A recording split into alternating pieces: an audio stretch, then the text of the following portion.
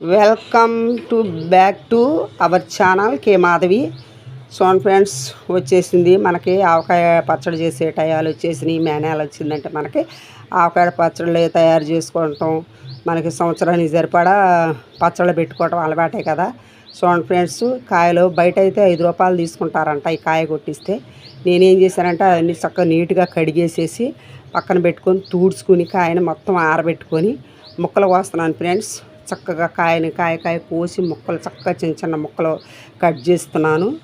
చక్కగా నీట్గా మళ్ళీ మొత్తం కొయ్యటం అయిపోయిందండి. చూడండి, అన్నీ చక్కగా 6 మానికలు అయినాయి అనమాట. ఇవి 6 మానికలకు వచ్చేసి ఆవపిండి అనమాట. 30 కేజీ ఆవపిండి మొత్తం మిక్సీ బట్టి పక్కన పెట్టాను.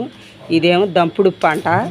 ఇది వచ్చి కారం అండి, కేజీ కారం, మెంతిపిండి, వెల్లుల్లిపాయలు మొత్తం కలిపి. వెల్లుల్లిపాయలు వచ్చేసి 1/4 కేజీ తీసుకున్నాను. తక్కువ వేసాను, కావాలంటే ఎక్కువ వేసుకోవచ్చు. మెంతిపిండి వచ్చేసి 1/4 కేజీ, ఆవపిండి వచ్చేసి 3/4 కేజీ తీసుకున్నాను. కేజీన్నర ఉప్పు, దంపుడుప్పు అంట. ఇప్పుడు కొత్తగా దంపుడుప్పు వచ్చేస్తుంది ఫ్రెండ్స్. అందులో మనం దంచుకోకుండానే బయట నుంచే వస్తుంది.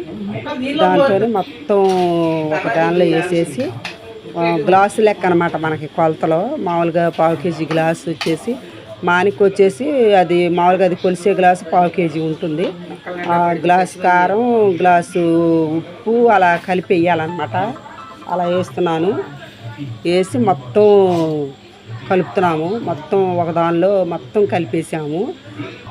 మొత్తం చూడండి ఫ్రెండ్స్, మొత్తం కలిస్తున్నాం అనమాట. నీట్గా అది మొత్తం కలిస్తేనే మనకి ముక్కలకి మనకు కలుపుకోవచ్చు అనమాట. అది తీసి విడిగా పెట్టుకొని మళ్ళీ ఒక మానికన్నర ముక్కలు పోసుకొని కారం కొంచెం అవన్నీ వేసి అందులో చక్క మొత్తం మామూలుగా మిక్సింగ్ అనమాట. మొత్తం కలిపేసుకోవాలి ముందుగానే. అప్పుడైతేనే మనకు ముక్కకే పట్టుద్ది అనమాట. ఎల్లిపాయలు కొంచెం వేసి నూనె వేసి చక్కగా నీట్గా దీనిలో కలుపుతున్నాం ఫ్రెండ్స్.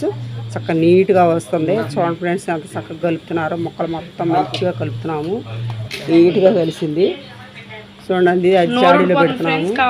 అయితే ఇప్పుడు జాడీ పట్టక మళ్ళీ బకెట్లో కూడా పెడుతున్నాము. చూడండి ఫ్రెండ్స్, ఎంత నీట్గా ఉందో. ఎర్రగా చక్కగా మనకి మిరగాయలు మనం బయట కొనుక్కునే కారం కాకుండా మనం మిరగాయలు కొనుక్కొచ్చుకొని మంచిగా ఆరబెట్టుకొని మిల్లు పట్టించుకొని మనం చేసుకున్నాం అనుకోండి, ఎంత టేస్ట్గా కూడా ఉంటుంది. మనకి కారాలు అయితే తెచ్చుకుంటారు. అలా కాకుండా నేను మిరగాయలు పట్టించి చక్కగా పట్టించాను.